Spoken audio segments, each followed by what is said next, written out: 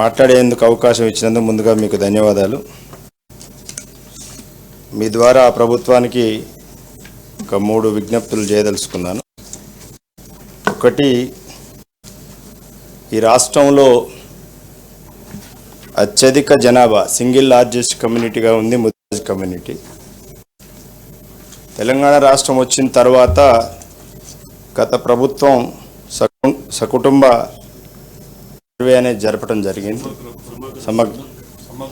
ఆ సర్వే ప్రకారం కూడా ఈ రాష్ట్రంలో ఎక్కువ జనాభా కలిగినటువంటి కమ్యూనిటీ ముదిరాజ్ కమ్యూనిటీ. సామాజికంగా, ఆర్థికంగా, రాజకీయంగా వెనుకబడ్డటువంటి కమ్యూనిటీ. వాళ్ళు అనేక సార్లు ప్రభుత్వానికి విజ్ఞప్తి చేయటం జరిగింది. మమ్మల్ని బీసీ డి నుంచి బీసీ ఏకి మూవ్ చేయమని వారు విజ్ఞప్తి చేయటం జరిగింది. దానిలో భాగంగానే ఉమ్మడి రాష్ట్రంలో కాంగ్రెస్ ప్రభుత్వం వైఎస్ రాజశేఖర్ రెడ్డి గారు ముఖ్యమంత్రిగా ఉన్న సమయంలో జీవో నెంబర్ 15 తీసుకురావటం అనేది జరిగింది.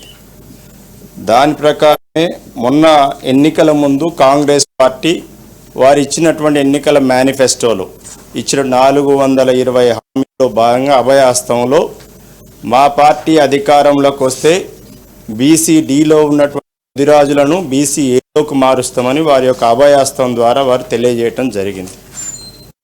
అయితే ఇప్పుడు ప్రభుత్వాన్ని ముదిరాజ్ సంఘాలు ఆ విషయం మీద విజ్ఞప్తి చేస్తే అది సుప్రీంకోర్టులో ఉందని గవర్నర్ చెబుతుంది.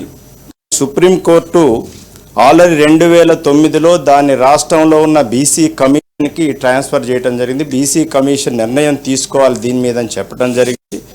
కాబట్టి మీ ద్వారా ప్రభుత్వానికి ఏం విజ్ఞప్తి చేస్తున్నానంటే, ఆ బీసీ కమిషన్ పరిధిలో ఉన్నటువంటి చాలా కాలంగా పెండింగ్ ఉన్నటువంటి ఈ సమస్యని పరిష్కారం కోసం ప్రభుత్వం చొరవ చూపి ఈ రాష్ట్రంలో ఉన్న ముదిరాజు బిడ్డల యొక్క సమస్యని పరిష్కరించవలసిందిగా మీ ద్వారా ప్రభుత్వానికి విజ్ఞప్తి చేస్తున్నాం. అలాగే మా సొంత నియోజకవర్గం, నా సొంత మండలం తిరుమలాయపాలెం, గతంలో గౌరవ మంత్రి గారు తుమ్మల నాగేశ్వరరావు గారు ఉన్నారు. మాకు వారు మంత్రిగా ఉన్న తర్వాత గత ప్రభుత్వంలో ప్రతి నియోజకవర్గానికి ఒక పిహెచ్సి 100 పడకల ఆసుపత్రిని ఏర్పాటు చేయాలని ప్రభుత్వం గతం నిర్ణయించింది. దానికి సంబంధించి బిల్డింగ్ కూడా బ్రహ్మాండమైన బిల్డింగ్ ఆ మండల కేంద్రంలో కట్టడం జరిగింది. ఇప్పటికే ఫండ్స్ కూడా 26 కోట్ల రూపాయలు శాంక్షన్ చేయడం అనేది జరిగింది కదా. కానీ ఇప్పుడు మళ్ళా ప్రభుత్వం మారిన తర్వాత మా మండల కేంద్రం నుంచి పక్కన ఉన్నటువంటి బిల్డింగ్ లేనటువంటి కూసుమంచి మండలానికి ఆ యొక్క పిహెచ్సిని చేంజ్ చేయాలనేటువంటి ప్రతిపాదన ప్రభుత్వం ముందు ఉన్నట్టు తెలుస్తుంది. ఇప్పటికే అన్ని పార్టీలు, అఖిల పక్షాలు అన్ని కలిసి కూడా గత 10 రోజులుగా పెద్ద ఎత్తున ధర్నాలు జరుగుతున్నాయి. అగ్రికల్చర్ మినిస్టర్ గారికి తెలుసు, వారు మా జిల్లా మంత్రిగా ఉన్నారు కూడా. కాబట్టి నేను మీ ద్వారా ప్రభుత్వాన్ని డిమాండ్ చేసేది ఏంటంటే, అక్కడ ఉన్నటువంటి పిహెచ్సిని ఎట్టి పరిస్థితుల్లో తరలించొద్దు. ఆ 100 పడకల ఆసుపత్రిని అక్కడ దాన్ని అభివృద్ధి చేయాలని మీ ద్వారా మంత్రి గారికి కోరుతున్నాను. అట్లాగే ఈ సభలో 12 మంది లోకల్ బాడీ ఎన్నికైనటువంటి ఎమ్మెల్సీలు ఉన్నారు. మాకు ఓట్లేసిన మా ఓటర్స్ అందరూ కూడా మేము జిల్లాలకు వెళ్ళగానే అడుగుతున్నారు, మా శాలరీస్ మేము ఓట్లే ఇప్పించుకున్నారు తప్ప మాకు ఇంతవరకు మాకు శాలరీలు అనేది మాకు రాలేదు. మా ఎంపీటీసీలు, జడ్పీటీసీలు ఆవేదన చెందుతున్నారు.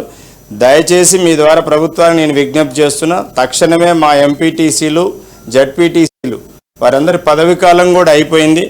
వారందరూ మా శాలరీస్ కావాలని ఎన్నో రకాలుగా అందరితో డిమాండ్ చేస్తారు. మిగతా సభ్యులు కూడా అదే ఆందోళనలో ఉన్నారు. దయచేసి వారి శాలరీస్ని తక్షణమే విడుదల చేసేటువంటి చర్య తీసుకోవాలని మీ ద్వారా గౌరవ మంత్రి గారికి విజ్ఞప్తి చేస్తున్నాం.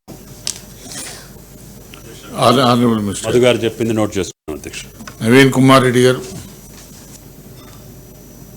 అధ్యక్ష,